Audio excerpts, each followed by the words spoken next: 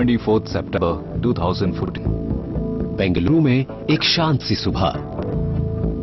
आज कुछ खास होने वाला है। ये इंडिया के सबसे डेयरिंग मिशंस में से एक के लिए फैसले घड़ी है।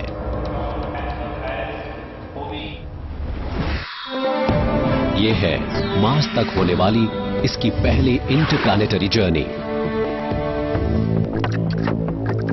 बेंगलुरु के मिशन कंट्रोल रूम में प्राइम मिनिस्टर श्री नरेंद्र मोदी अपनी आंखों के सामने हिस्ट्री को अनफोल्ड होता देख रहे हैं। भारत के स्पेस रिसर्च ऑर्गेनाइजेशन के टॉप बॉसेस के राधाकृष्णन और एएस किरण कुमार इस मिशन की प्रोग्रेस पर बेहद खामोशी से नजर रख रहे हैं।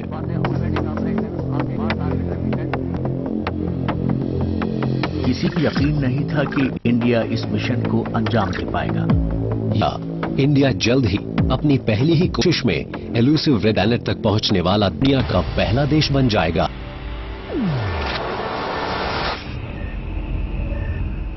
लेकिन इस एक्साइटमेंट से भरे मोमेंट को और भी ज्यादा ड्रामेटिक बनाती है ये बात कि मार्शियन ऑर्बिट में दाखिल होने वाले अहम पलों के दौरान स्पेसक्राफ्ट मंगलयान मार्स के पीछे पहुंच जाएगा और धरती से नजर नहीं आएगा, जिससे मिशन टीम के साथ उसका सारा कम्युनिकेशन खत्म हो जाएगा। मिशन कंट्रोल रूम में टेंशन बहुत ज्यादा है। 300 दिन, पृथ्वी से 65 करोड़ किलोमीटर से भी ज्यादा दूरी, और अब वो पल आ पहुंचा है जो ये तय करेगा कि क्या इंडिया का मार्स ऑर्बिटर या मंगलयान मार्शियन ऑर्बिट में कामयाबी से दाखिल हो पाया।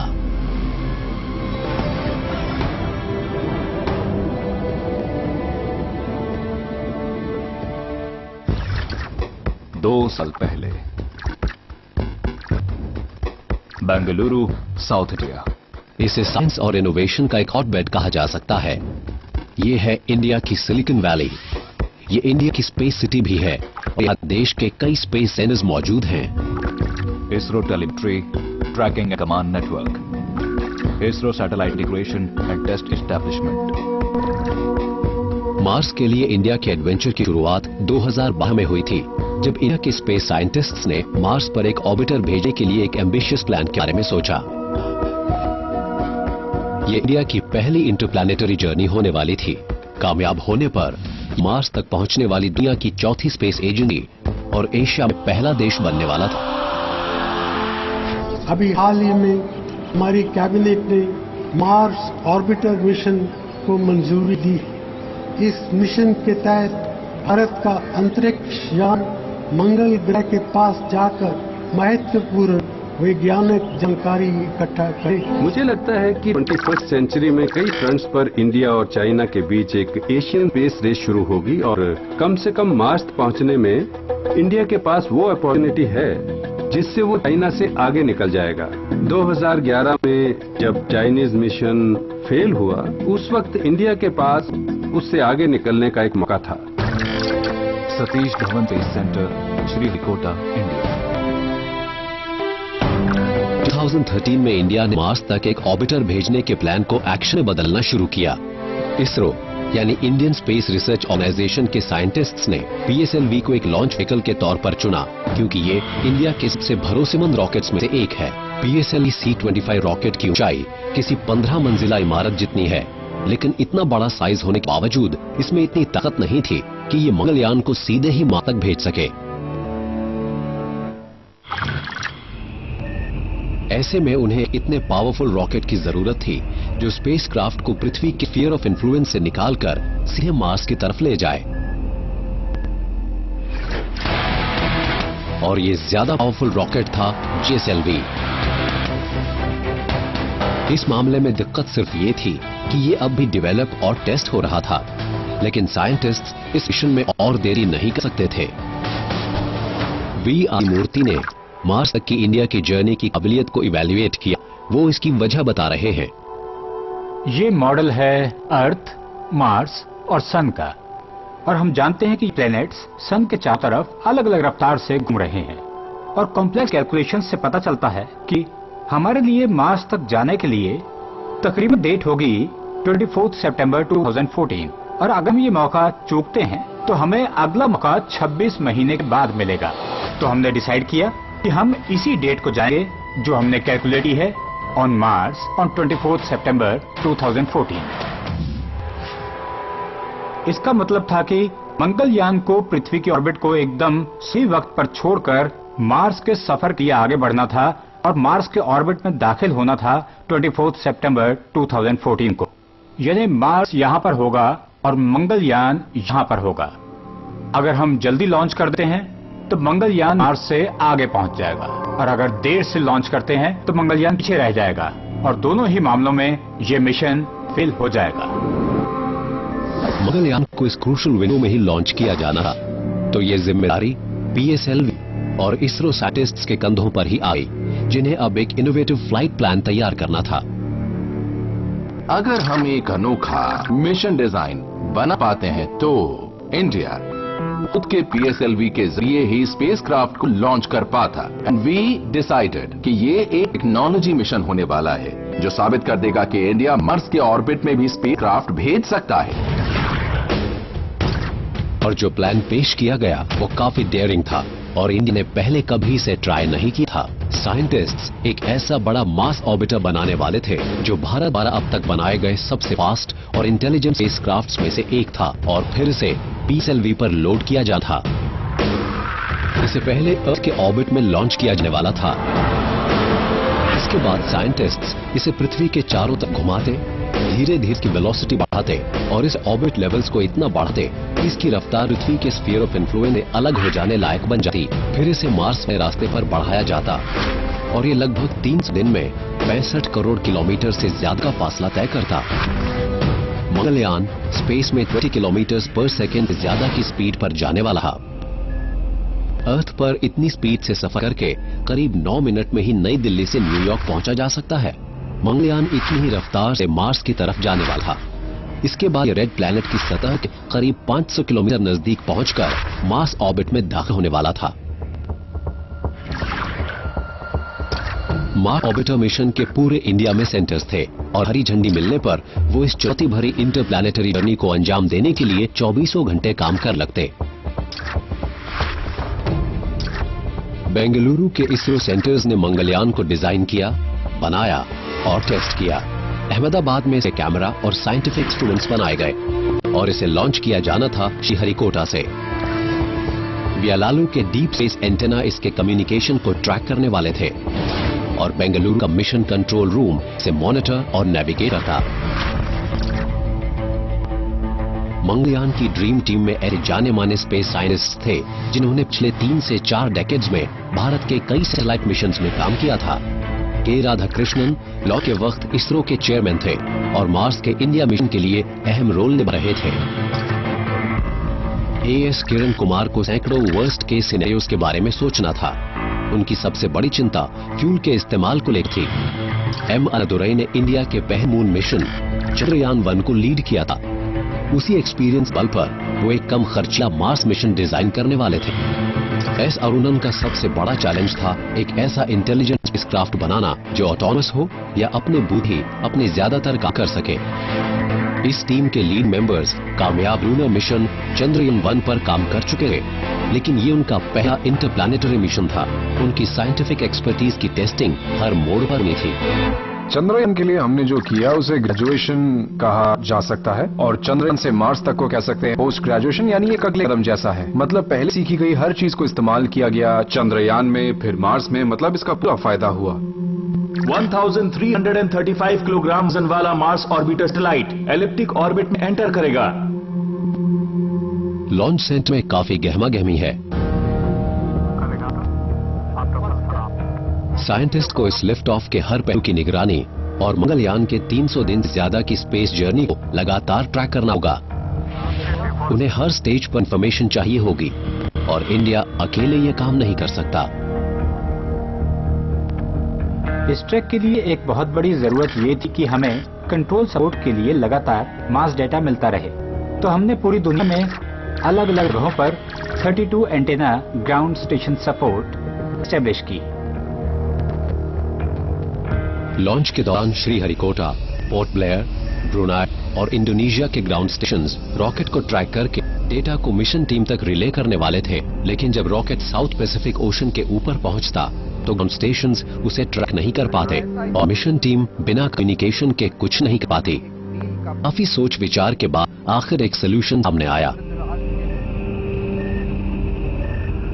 पावरफुल एंटेना के साथ 2 शिप को पैसिफिक में तैनात किया जाना था और वही दोनों लॉन्च के इस हिस्से इंफॉर्मेशन भेजने वाले थी। लेकिन तभी टीम के सामने पहली मुश्किल आई। खराब मौसम की वजह से एक शिप समय पर अपनी लोकेशन पर नहीं पहुंच सकी। लॉन्चर के प्रिपरेशन में देरी हो गई। वजह ये थी कि शिप को जिस लोकेशन पर होना चाहिए था वो वहां पहुंची नहीं, क्योंकि पैसिफिक में मौसम बहुत खराब हो गया था। ये अच्छी खबर नहीं थी कि मिशन टीम के पास मंगलयान को लॉन्च करने के लिए वक्त बहुत कम था। खराब मौसम की वजह से ओरिजिनल लॉन्च प्लान में रुकावट आ गई और साइंटिस्ट्स को लिफ्ट ऑफ से पहले ही एक प्रॉब्लम का सामना करना पड़ा।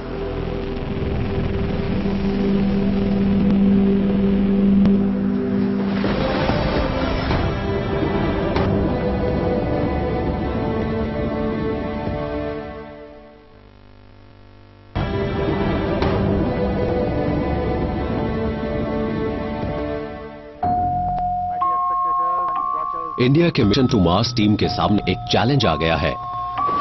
मंगलयान के लॉन्च के दौरान ट्रैकिंग के लिए जरूरी पावरफुल एंटेना को ले जा रही 2 शिप्स में से एक खराब मौसम की वजह से अपनी लोकेशन पर नहीं पहुंच पाई। ऐसे में मिशन टीम को अपनी कैलकुलेशंस में बदलाव करके एक नई लॉन्च डेट तय करनी पड़ी। दृष्टि से बेहद जटिल और कठिन है। पहले लॉन्च किया जाना था अक्टूबर के एंड में, लेकिन खराब मौसम की वजह से व्हीकल ट्रैकिंग शिप अपनी लोकेशन पर नहीं पहुंच पाई, तो सारी अरेंजमेंट्स डिले हो गई। फिर लॉन्च का डेट हो गया नवंबर 5।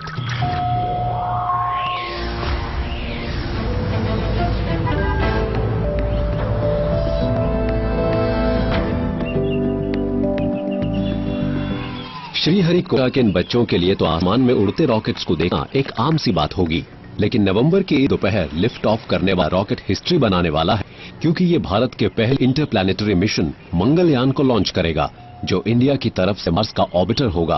5 नवंबर 2013, Satish Dhawan launch centre, Sriharikota, India.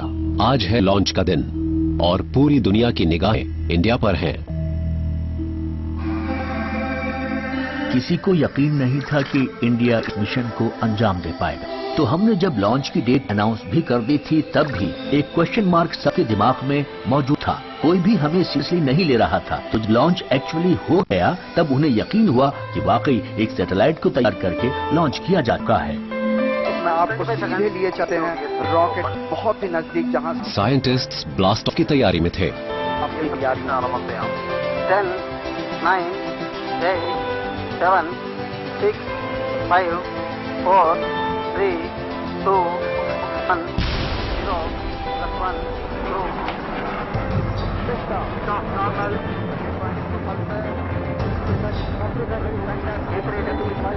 Tracking. Video tracking.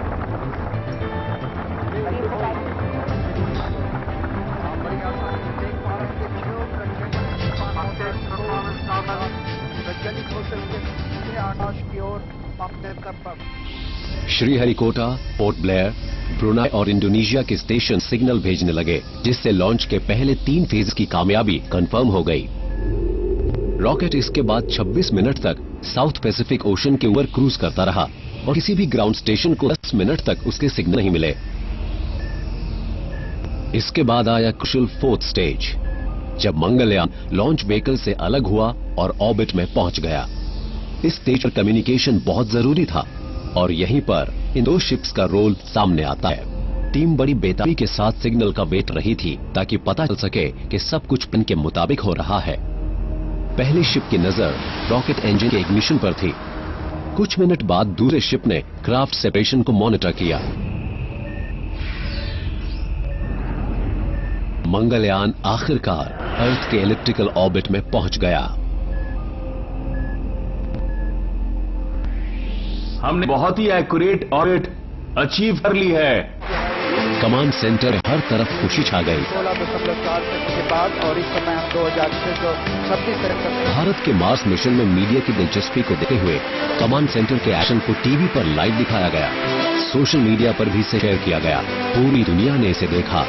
मुश्किल होता है, कड़ी बहुत महत्वपूर्ण। हम आप सभी दर्शकों को बहुत बहुत बधाई देते हैं। हम क्लियर थे कि ये कॉम्प्लेक्स मिशन है और हमें यही बात पूरी कंट्री को भी बतानी थी। हमने सोशल मीडिया को यूज किया। देश की यंग जनरेशन में साइंस पर, इस टॉपिक पर डिस्कशन किया गया और देखिए आज तक हमें 10 लाख लाइक्स मिल चुके हैं। इधर इंडिया अपने मार्स ऑर्बिटर के कामयाब लॉन्च का जश्न मना रहा था, तो उधर अमेरिका ने भी अपने मार्स मिशन मेवन को लॉन्च कर दिया।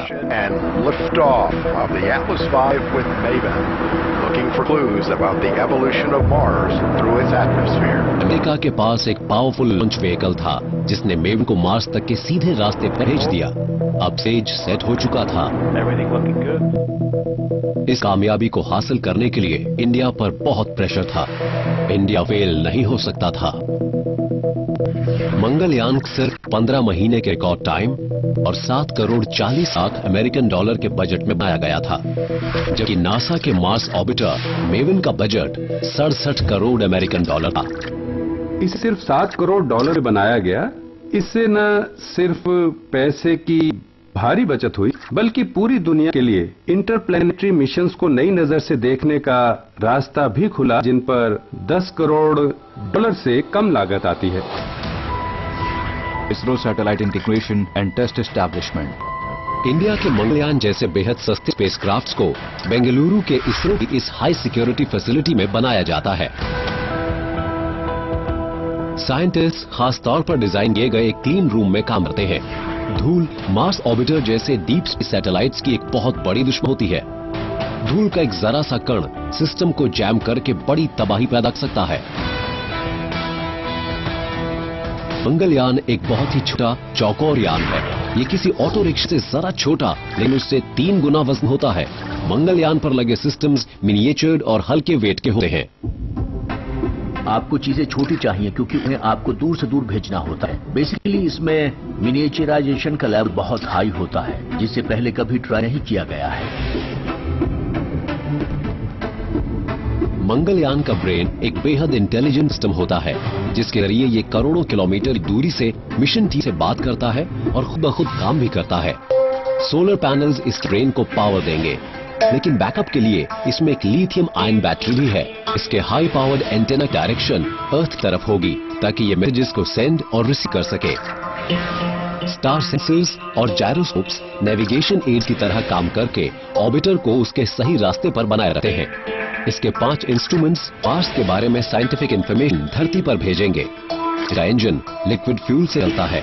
इसे इस फ्यूल का इस्तेमाल बहुत ध्यान से करना होता है। 61 करोड़ किलोमीटर से भी लंबी यात्रा के दौरान इसके पास दोबारा फ्यूल लेने के लिए कोई जगह नहीं होगी और मिशन टीम के लिए ये उसके सबसे बड़े चैलेंजेस में से एक था। कामयाब लॉन्च के बाद मंगलयान को पृथ्वी के पास एक इलिप्टिकल ऑर्बिट में रखा गया है। अगले 25 दिनों के दौरान साइंटिस्ट्स मंगलयान के इंजन को 6 बार चालू करेंगे ताकि इसका ऑर्बिट बढ़ता जाए और इसकी वेलोसिटी इतनी हो जाए कि पृथ्वी के स्फीयर ऑफ इन्फ्लुएंस से निकल सके। मंगलयान के मामले में हम क्या किया मैं आपको दिखाता हूँ। मान लीजिए वो रेड बॉल मंगलयान है। हम इसे अर्थ के इर्द गिर्द बड़े और तेज लूप्स घुमाएंगे जब तक इसकी वेलोसिटी काफी तेज ना हो जाए, और जब हमें वो वेलोसिटी मिल जाएगी हम इसे मार्स की तरफ बढ़ा देंगे। हर स्टेज पर गलती की गुंजाइश कम हो जाती है क्योंकि फ्यूल को बर्बाद नहीं किया जा सकता।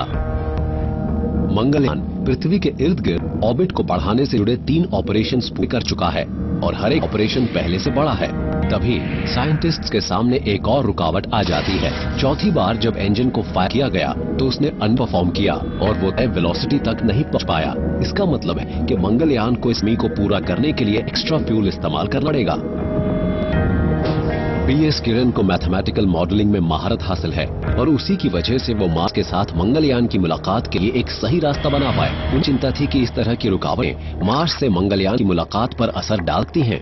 मेन इंजन बंद हो गया था किसी ऑनबोर्ड लॉजिक की वजह से। तो हुआ ये कि हम उस मैनूवर में उतनी वेलोसिटी नहीं जनरेट कर पाए जितनी हमें जरूरत थी। इस पूरे मिशन के दौरान हमारी सारी प्रॉब्लम्स खासतौर पर एक ही वजह से पैदा हुई और वो था अमाउंट ऑफ फ्यूल जो क्राफ्ट कैरी करता। अगर कोई गड़बड़ होती तो करेक्शन और रिकवरी के लिए फ्यूल का जो अमाउंट बचता उससे शायद हम कभी मार्स तक न जा पाते।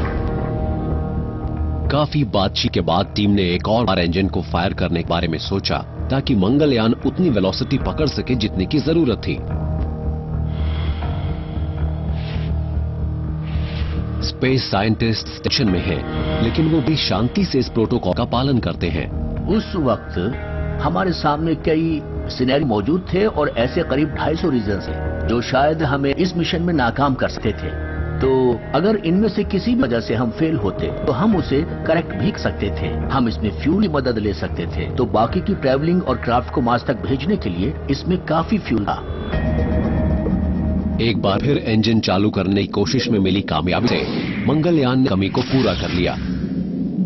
करेक्शन कामयाब रहा। पृथ्वी के ऑर्बिट को छोड़ने से पहले मंगलयान के पास बस अब कुछ दिन बचे थे और एक फेयरवेल मैसेज के तौर पर इसने अपनी पहली पिक्चर पृथ्वी पर भेजी।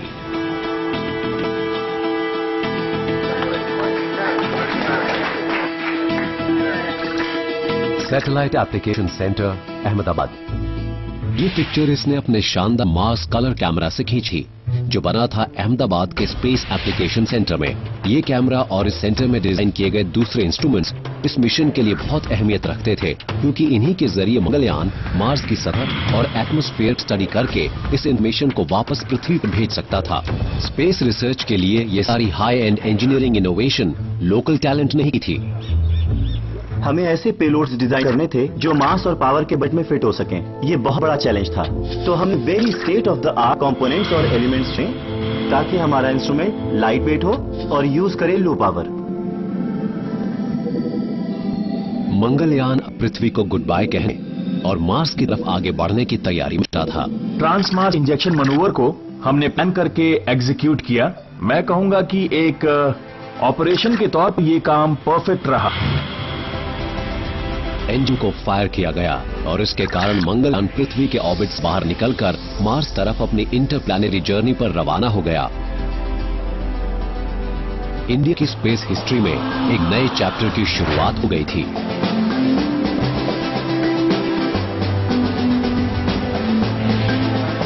मंगलयान पृथ्वी से जितनी दूर जाता उसके साथ कांटेक्ट खत्म होने का खतरा उतना ही ज्यादा था। आउटर स्पेस में अनजान इलाके की तरफ इसके बढ़ने के दौरान सटीक नेविगेशन और कम्युनिकेशन मार्स तक पहुंचने की इंडिया की उम्मीद को कायम रख भी सकता था और खत्म भी कर सकता था।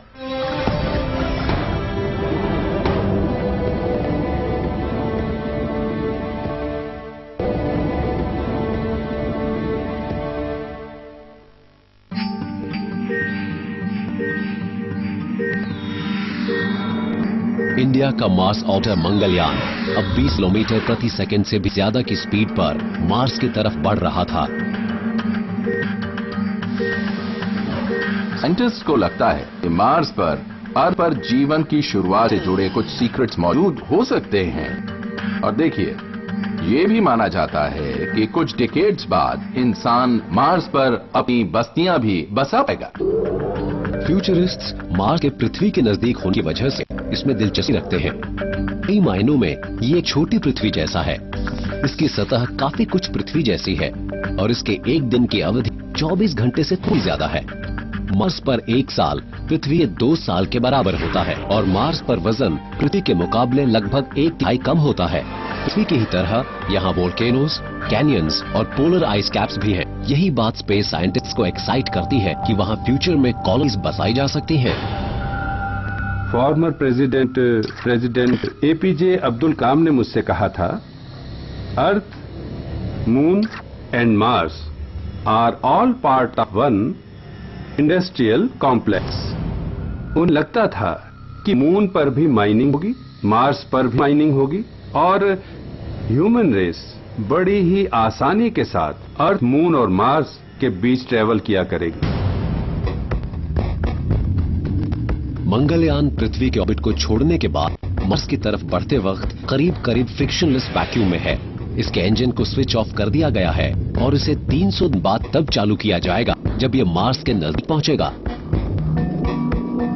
मंगलयान एक अनजान और एक्सट्रीम एनवायरनमेंट में है। क्योंकि ये सूरज से दूर होता जा रहा है, इसे शून्य से भी 150 डिग्री सेल्सियस नीचे के टेम्परेचर का सामना करना पड़ सकता है।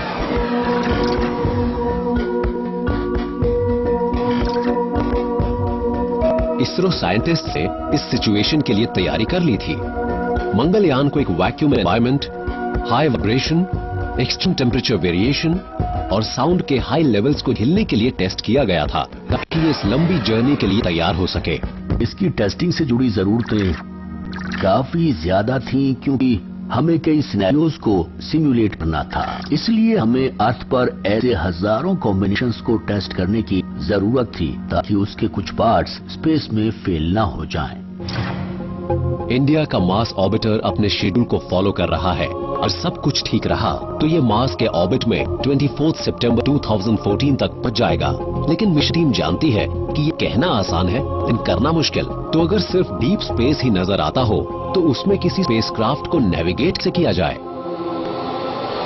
सैकड़ों साल पहले भारत के पुराने एस्ट्रोनॉमर्स जैसे आर्यभट्ट और ब्राह्मीर ने बहुत ही बेसिक इंस्ट्रूमेंट्स को इस्तेमाल करके स्टार्स और प्लैनेटरी मूवमेंट्स को मैप किया था। एंशिएंट एक्सपर्ट्स रात में दिखने वाले स्टार्स के जरिए नेविगेशन और एक्सप्लोरेशन करते थे। इसी तरह हमारी मार्स मिशन टीम ने भी स्पेसक्राफ्ट के आसपास मौजूद स्टार्स का इस्तेमाल करके अपनी सही डायरेक्शन को जाना और मार्स की तरफ सही आगे बढ़ी। और इस टीम को लीड किया नंदिनी हरिनाथ और ऋतु करिधल ने, जो पावर और कम्युनिकेशन मॉनिटर करती हैं और मंगलयान को सही रास्ते पर बनाए रखती हैं। इस बात को लेकर काफी एंजाइटी थी कि चीजें ठीक से काम करेंगी या नहीं काम करेंगी। मंगलयान के अपनी डायरेक्शन से भटकने के कई कारण हो सकते थे। सूरज के रेडिएशन या इंजन की फायर से स्पेसक्राफ्ट की बॉडी पर फोर्स पड़ सकती थी, जिसकी वजह से स्पेसक्राफ्ट किसी बॉल की तरह घूम या वॉबल कर सकता था। जरूरत है इसे मॉनिटर करने की, करेक्ट करने की, ताकि इन्हें जो ऑर्बिट अचीव की है वो प्रिसाइज हो। अब इस टीम के सामने एक बड़ा काम ये था कि ये मंगलयान के एंटेना की डायरेक्शन को पृथ्वी की तरफ बनाए रखे कि मिशन टीम लाखों किलोमीटर की इस दूरी के बावजूद इससे कम्युनिकेट कर सके। यहाँ पृथ्वी पर ही लगातार मोबाइल कम्युनिकेशन बनाए रखना एक चैलेंज होता है, तो ये तो वाकई एक बहुत बड़ा चैलेंज था। बेंगलुरु, कर्नाटक। और मंगलयान से कांटेक्ट बनाने का काम कर रहा था ये लाउड माउथ या डीप स्पेस एंटेना, जो बेंगलुरु बाहर मौजूद एक छोटे से कस्बे बेंगलुरु में मौजूद है।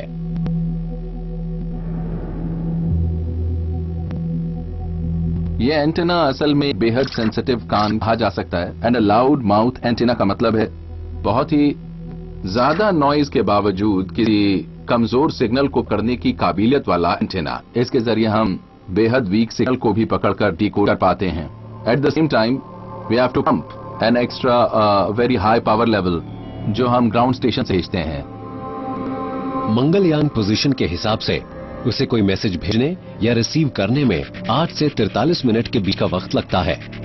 पृथ्वी से कोई मैसेज भेजने के लिए ये एंटेना 20 किलोवाट पावर इस्तेमाल करता है, यानी मार्स तक काफी जोर की आवाज निकालनी पड़ती है। इधर बेंगलुरु के मिशन कंट्रोल रूम में काउंटडाउन शुरू हो चुकी है। मंगलयान अब मार्स के नजदीक पहुंच रहा है। पिछले कुछ महीनों के दौरान साइंटिस्ट्स ने मंगलयान के रास्ते को सुधारा है, उस स्पीड को एडजस्ट किया है और उसके कंट्रोल्स को चेक और क्रॉस चेक भी किया है। खास पल अब आने ही वाला है जब मंगलयान मार्स के ऑर्बिट में दाखिल होगा, लेकिन सफर का ये हिस्सा चैलेंज से भरा है। मिशन टीम पर बहुत प्रेशर है और एक चीज को लेकर ये चिंता में भी है, ये है मंगलयान का इंजन। इसी इंजन को करीब 9 महीने के ट्रैवल करने के बाद फिर से काम शुरू करना होगा। मंगलयान 20 किलोमीटर पर सेकेंड से भी ज्यादा की स्पीड पर फ्रिक्शनलेस वैक्यूम में अपने इंजन को चालू किए बिना आगे बढ़ता रहा है। इंजन को पिछली बार 300 दिन पहले चालू किया गया था ताकि मंगलयान की स्पीड बढ़ाकर उसे पृथ्वी के स्फीयर ऑफ इन्फ्लुएंस से निकाला जाके इसे अब मार्स ऑर्बिट में दाखिल होने के लिए दोबारा चालू करना होगा। सबसे बुरा होता कि वो नजदीक से निकल जाता या शायद हम उसे मार्स के ऑर्बिट में कैप्चर ही ना कर पाते। अब ये एक चक्कर काट कर दोबारा मार्स के स्फीयर ऑफ इन्फ्लुएंस से बाहर ही निकल जाता। वर्षों की कड़ी मेहनत और प्लानिंग दिन रात की केयरफुल ट्रैकिंग के बाद अब वो पल आ पहुंचा है जहां इन लोगों के सामने ढेर सी मुश्किलें खड़ी हैं। क्या इंजन अहम वक्त पर चालू हो पाएगा ताकि मंगलयान कामयाबी से मार्स के ऑर्बिट में दाखिल हो सके? सैटेलाइट इतने दिन जैसे एक कोमा में था और फिर इसे जगाया जाना था। तो इसकी तुलना आप रामायण में मौजूद कुंभकर्ण से कर सकते हैं, जो हमेशा सोता रहता है, जब जागता है तो युद्ध के लिए तैयार।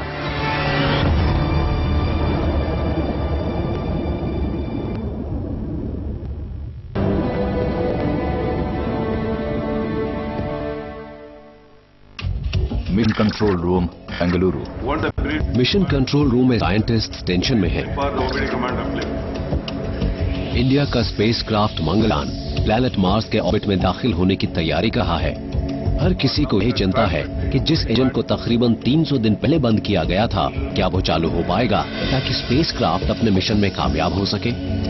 इसी इंजन को करीब 9 महीने के ट्रैवल करने के बाद फिर से काम शुरू करना होगा। तो इसका मतलब है कि शुरुआती ऑपरेशंस की जरूरत और बाद में उसकी जरूरत के बीच एक लंबा गैप है। अब 300 दिन के बाद इंजन को फिर से ऑन किया जाना था ताकि वो मार्शियन ऑर्बिट में दाखिल होने के लिए अपनी स्पीड घटाने के एक कॉम्प्लिकेटेड मूवर को अंजाम दे सके।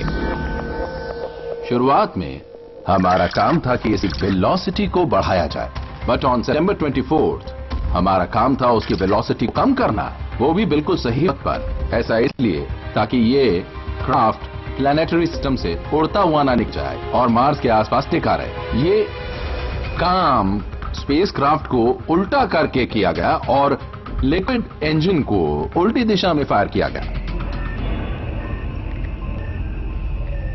मार्स के कई मिशंस इस स्टेज पर फेल हो चुके थे। अगर वेलोसिटी को एकदम सही ढंग से एडजस्ट ना किया जाता तो मंगलयान या तो मार्स की सतह से टकरा जाता या फिर अपने इंटेंडेड ऑर्बिट में दाखिल ना होकर स्पेस में भटकने लगा।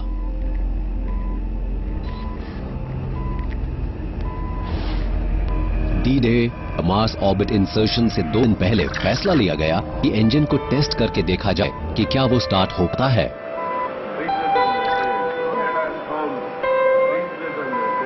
मंगलयान का इंजन बिना किसी प्रॉब्लम के स्टार्ट हो गया। आखिरी ट्रेजेक्ट्री करेक्शन मनूवर जो MOI से 41 घंटे पहले हुआ, तक किया गया कि मेन लैम इंजन को ट्राई किया जाए। उस दिन इंजन ने 4 सेकंड तक बढ़िया ढंग से परफॉर्म किया और जो हम पाना चाहते थे वो हमें मिल गया। साइंटिस्ट्स को कुछ वक्त ये राहत मिली, लेकिन असली चैलेंज तो अभी आगे मौजूद था। अमेरिका से खबर आई कि उसका मार्स ऑर्बिटर मेविन कामयाबी से मार्शियन ऑर्बिट में दाखिल हो चुका था। तो क्या अब इंडिया भी मंगलयान के मामले में ऐसा ही कर पाएगा? मार्स सैटेलाइट के ऑर्बिट में दाखिल होने के लिए हमारे पास सिर्फ एक अपॉर्चुनिटी थी, इसलिए हम फेल नहीं हो सकते। करेक्शन करने की कोई गुंजाइश नहीं थी क्योंकि हमारे पास फ्यूल बहुत ही कम था। आज तक और दूसरे जितने भी मिशन हुए हैं वो अपने साथ इतना फ्यूल लेकर चलते हैं कि अगर कोई प्रॉब्लम आ भी जाती है, कोई गलती हो भी जाती है, तो उनके पास रिकवर करने और मिशन को कामयाब बनाने के लिए पूरा मौका होता है।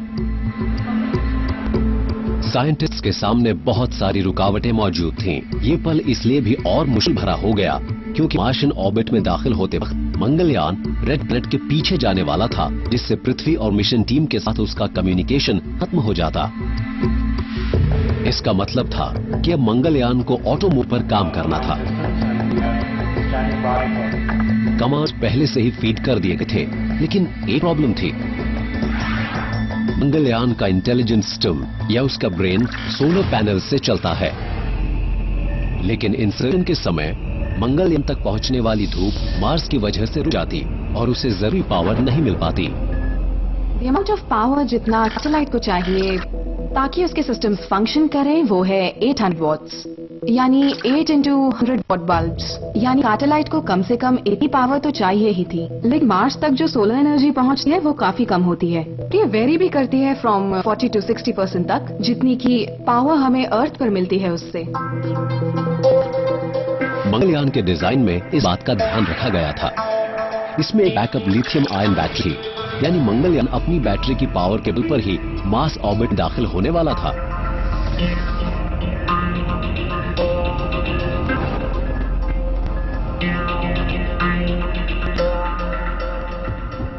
सैटेलाइट मार्स के पीछे आने वाली थी तो ये एक ऐसी स्थिति होती जिसे कहते हैं line of site non visibility. इसके अलावा ये एक्लिप्स में भी एंटर करती तो इसका पावर जनरेशन भी कम होता चला जाता। तो कहने का मतलब ये है कि सब बातें नेगेटिव थी। तो हमारा एक्सेस 4 मिनट के बाद खत्म हो जाता, विजिबिलिटी नहीं होती। तो मैं सबसे कहता रहा prepare for the worst, hope for the best. तो बस यही हमारा मोटो रहा।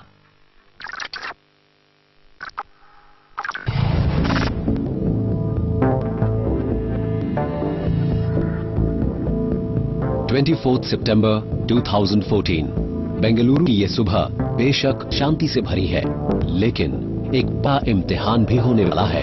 ये इम्तिहान है भारत के सबसे डेयरिंग मिशन में से एक का।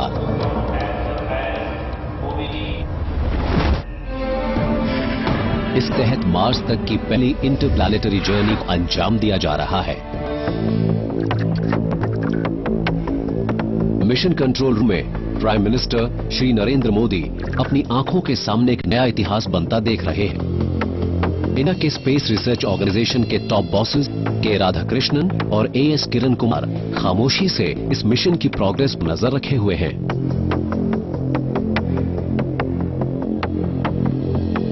हमें बहुत सारे नए डेवलपमेंट्स करने पड़े। हमें गुजरना पड़ा डिटेल टेस्टिंग से। टीम ने वो किया जिसे इम्पॉसिबल माना जाता था। जैसे जैसे ये टीम काम करती गई, इसकी एनर्जी और बढ़ती गई और टीम सीखती गई और इवॉल्व होती गई। अप टू सितंबर 24 ये बहुत कुछ सीखने का फेज था। और सब मिशन कंट्रोल सेंटर में उस दिन देखा होगा the bubbling youth and the experienced elders सभी मिलजुल कर इस मिशन पर लगे हुए थे। प्लान ऑफ एक्शन को अमल में लाया जाने लगा।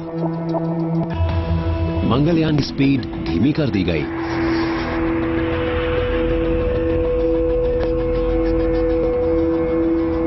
इग्निशन से 5 मिनट पहले मंगलयान एक एक्लिप्स में दाखिल होकर मार्स शैडो में पहुंच गया। मार्स की वजह से ऑर्बिटर तक सूरज की रोशनी ना पहुंच पाने के कारण सोलर पैनल जरूरी पावर जनरेट नहीं कर पा रहे थे। ऐसे में मंगलयान ने अपनी लिथियम आयन बैटरी को स्विच ऑन किया। इस वक्त भी मंगलयान पृथ्वी से नजर आ रहा था। इंजन स्टार्ट हो गया, लेकिन 4 मिनट बाद मंगलयान मार्स के पीछे चला गया, जिस मिशन टीम के साथ उसका तमाम कम्युनिकेशन खत्म हो गया। अब अगला सिग्नल 25 मिनट बाद ही मिलने वाला था।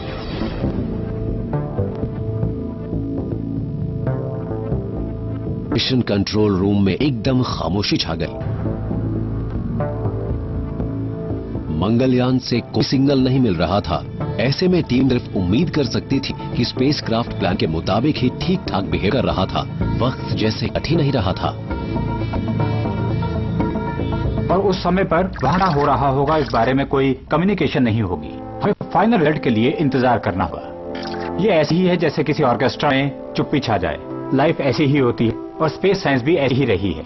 हमें करीब आधे घंटे के पीरियड तक इंतजार करना पड़ा। हम सोच रहे थे कि या तो सब ठीक चल रहा होगा या नहीं चल रहा होगा, क्या हम फिर सैटेलाइट से कनेक्ट हो पाएंगे। तो मन में उस वक्त ऐसे ही सवाल उठ रहे थे। इस अहम पल में गोल्डस्टोन कैलिफोर्निया और कैनबरा ऑस्ट्रेलिया में मौजूद नासा के ग्राउंड स्टेशंस मंगलयान पर पैनी नजर बंद हुए थे। सबसे पहले उन्हें ही इस मिशन की कामयाबी की खबर मिलने वाली थी।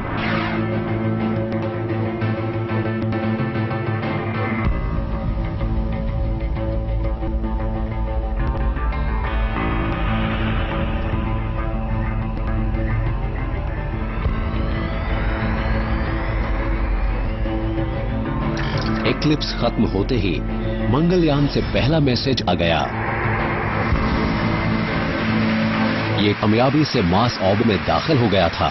साइंटिस्ट्स की खुशी की कोई सीमा नहीं थी। प्राइम मिनिस्टर श्री मोदी की खुशी भी देखते बन रही थी। भारत के स्पेस प्रोग्राम में ये बहुत ही खास पल था।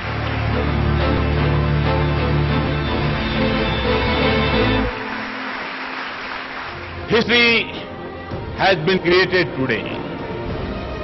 We have dared to reach out to the unknown and have achieved the near impossible.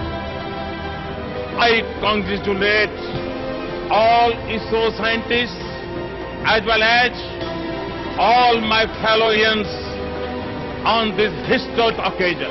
On that day of September 24th, school के बच्चे सुबह सुबह आ गए। उन्होंने इस पूरे लॉन्च को देखा और उनमें एक नया विश्वास भी पनपा। मेरे विचार में इस मिशन से जो सबसे बड़ा फायदा हुआ वो ये था कि ये जो यंग माइंड्स हैं उन्हें ये एहसास हुआ कि इंडिया कुछ ऐसा कर सकता है जिसे लोग अब तक इम्पॉसिबल समझते थे। मंगलयान मार्स के इर्द गिर्द मौजूद हिली एलिप्टिकल ऑर्बिट में घूम रहा था कि तभी उसमें लगा कैमरा भी चालू हो गया और एक्साइटिंग पिक्चर्स अर्थ तक पहुंचने लगी। ये है मार्स की एक पूरी picture. Volcanoes, large canyon ranges, water vapour clouds, Phobos जो मार्स के 2 नेचुरल मून्स में से एक है। नासा का स्पेसक्राफ्ट क्यूरियोसिटी रोवर पहले ही मार्स पर मौजूद था और उसने मंगलयान का वेलकम किया। क्यूरियोसिटी के ट्विटर हैंडल ने पोस्ट किया, नमस्ते, और मंगलयान ने जवाब दिया, हाउडी। मेवन टीम ने मार्स पर पहुंचने के लिए इसरो को बधाई दी। इंडिया का ऑर्बिटर भी इस रेड प्लैनेट को स्टडी करने से जुड़े मिशन में शामिल हो गया। इस तरह Indian space research organisation Mars तक एक कामयाब मिशन भेजने वाली चौथी एजेंसी बन गई। पहली ही कोशिश में ऐसा करने वाली ये एशिया की पहली एजेंसी है। इंटरनेशनल कम्युनिटी ने हमारे इस मिशन को बेहद अनोखा पाया। फॉर द सिंपल रीजन ये काम इतने कम समय में हुआ। ये सब कुछ किया गया एक बहुत ही स्मॉल बजट में। अब जब भी कोई अगला इंटरप्लैनेटरी मिशन होगा, दुनिया इंडिया की अनदेखी नहीं कर पाएगी, इंडिया भी उसका हिस्सा होगा। तो मंगलयान मिशन से हमें ये बड़ा फायदा हुआ है। और प्राइमरी ऑब्जेक्टिव ही बना रहेगा कि हम स्पेस टेक्नोलॉजी को कैसे देश के फायदे के लिए इस्तेमाल कर सकते हैं। इस फिल्म को बनाने के वक्त मंगलयान मार्स के इर्द गिर्द 100 से ज्यादा ऑर्बिट पूरे कर चुका था।